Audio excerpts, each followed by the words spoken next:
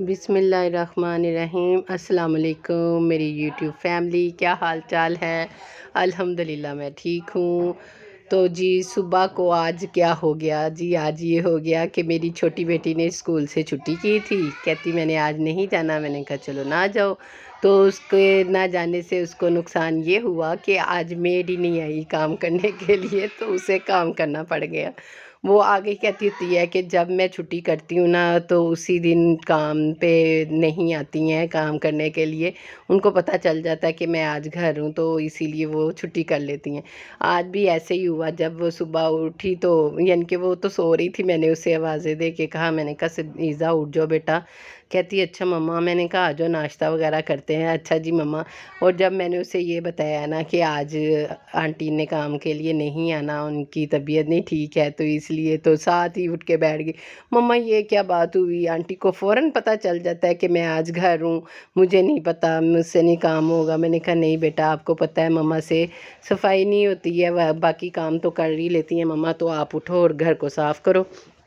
کیونکہ بڑی بیٹی تو میری کالج گئی ہوئی تھی، چھوٹی نے آج چھٹی کی تھی، تو بس پھر وہ پھنس گئی، پھر وہ اس نے سارے گھر کی صفائی کی، پہلے کمرے کو ایک جیسا کر رہی تھی، میں باہر کھانے کے ساتھ لگی ہوئی تھی، تو اسی لیے میں اس کے ساتھ نہیں لگی، وہ اکیلی لگی ہوئی تھی کام کرنے کے لیے۔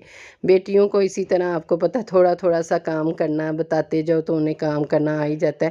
ماشاءاللہ سے میری بڑی بیٹی تو بہت سارے کام کر لیتی ہے میرے ساتھ، لیکن یہ میری چھوٹی جو ہے نا، یہ زیادہ لاڈلی ہے، یہ زیادہ کام نہیں کرتی، یہ تھوڑے تھوڑے سے کام کرتی ہے۔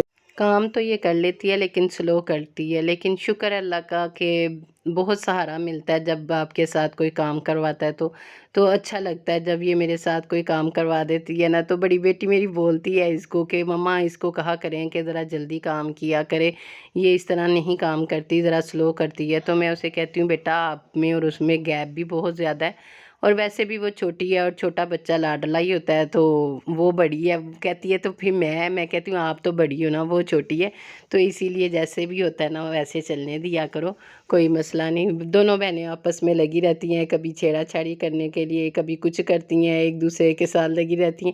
آپ کو پتہ ہے بہنوں کا پیار ہی ایسا ہوتا ہے، ہم خود بہنیں تھیں نا تو ماشاءاللہ ہم ہر ٹائم اکٹھی بیٹھا کرتی تھی۔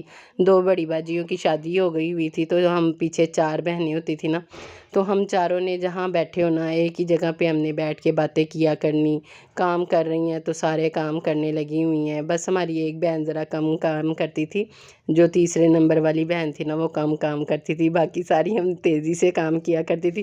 اور ان کو تو میرے ابو مس صاحبہ کہا کرتے تھے، جو تیسرے نمبر والی بہن تھی نا، کیونکہ وہ زیادہ تر اکثر کرسی پہ بیٹھ کے تو ٹی وی دیکھا کرتی تھی، تو میری نانی بھی اس سے بہت پیار کیا کرتی تھی، میری تیسری بہن سے نا، جو تیسرے نمبر والی بہن تھی۔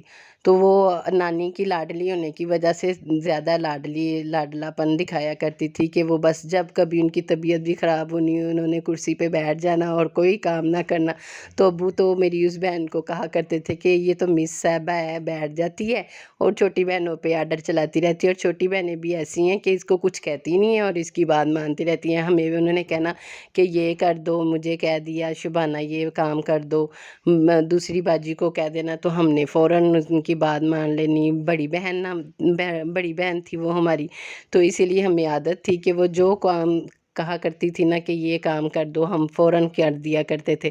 اور چائے وغیرہ، وہ چائے بہت شوق سے پیتی ہیں، تو انہوں نے یہی کہنا کہ چائے مجھے تھوڑی سی بنا کے دو۔ پھر ہمارے تایا جی ہمارے گھر آیا کرتے تھے نا، تو وہ بھی چائے بہت شوق سے پیتے تھے، تو ان دونوں نے مل کے بس چائے پیتے رہنا۔ جب کبھی تایا جی نے بھی آنا تو آپ باجی سے کہنا کہ چلو چائے پئیں، تو دونوں نے بیٹھ کے تھوڑی تھوڑی سی پینی چائے، لیکن بہت شوق سے پیا کرتے تھے تایا جی اور میری بہن نا، ابو نہیں اتنی چائے پیا کرتے تھے۔ تو بس یہی میں آپ کو بتا رہی ہوں کہ بہنوں کا پیار کتنا ہوتا ہے، یہی بہنیں ہوتی ہیں جو ایک دوسرے کو بہت قریب سے جانتی ہیں اور ایک دوسرے کا خیال کرتی ہیں۔ ذرا سی طبیعت کو کچھ ہو جاتا ہے تو بہنوں کی جان کو کچھ ہونا شروع ہو جاتا ہے کہ ہماری بہن کو کچھ ہو رہا ہے، وہ فوراً سے پہلے ایک دوسرے کا خیال کرنے پہ آ جاتی ہیں، وہ ایک دوسرے کو دیکھتی ہیں کہ اس کو کس چیز کی ضرورت ہے یا اس کی طبیعت کو کیا ہو رہا ہے۔ تو بس اللہ تعالیٰ سب بہن بھائیوں کو سلامت رکھے، ہمارے بھائیوں کو بھی ہمارے سروں پہ سلامت رکھے، ان کے ہی دم سے ہمارا میک ہے۔